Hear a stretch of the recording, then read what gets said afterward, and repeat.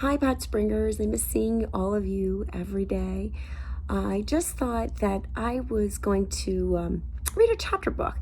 And this is one that is it's a historical fiction, and it is based on a true story, so it's something that everyone could listen to and enjoy. And it's based on the true story of the dog named Strongheart, and you could even look him up on YouTube, and you'll see live videos that he made, or movies actually, that he made in black and white. And it says, the title of this is called Wonder Dog of the Silver Screen. And Miss Furman and I actually saw them present this book, the author and illustrator, which is Candace Fleming was the author and Eric Roman was the illustrator, back in 2018 conference that we go to every year. And really just fascinating tale and the way they described it. So this is a book I've always kind of wanted to read to my students. So now I'll read it to as many of you as want to listen. And I will read little sections each day and post them so that we can get through the book together. So here is the beginning. The puppy. On a farm between the Bavarian Alps and the city of Berlin, a carefree puppy named Etzel played in a sun-washed barnyard. He chased the chickens, barking in delight at their squawks and flaps. He tipped over his water bowl, splashing and sliding in sloppy fun mud, and he gulped down the last of his kibble, licking the bowl to shiny emptiness. At last, tired and full, he flopped onto the squirmy puppies nestled in a curve of his mother's belly.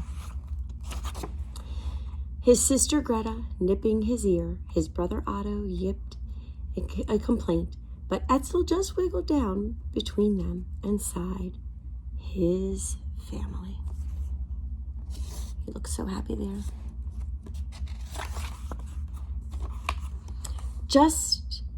He had just closed his eyes when, "Here's a big, handsome one," a man's voice boomed. Rough hands tore Etzel away from his family and held him high. The puppy whimpered, his paws flailed in the suddenly cold air. "Look at those markings," a voice boomed again. "Only our purebred German shepherds have those, and what fine teeth." Rude fingers pulled back Etzel's lips. With the right training, they could tear a man to shreds. "Should we take him?" "Ja. Take him," rumbled the second voice, "and we will turn him into the fiercest guard dog on Berlin police force."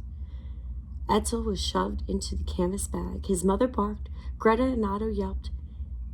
In the bag's darkness, Etzel whined. Etzel, all alone. The gate of the police kennel slammed shut behind Etzel. For a moment, the puppy stood lost and shivering in the cement cell. Then he wobbled to the heavy door and with half-sobbing whine, sniffed along his bottom. Otto and Greta? Mother? He smelled nothing comforting, nothing familiar.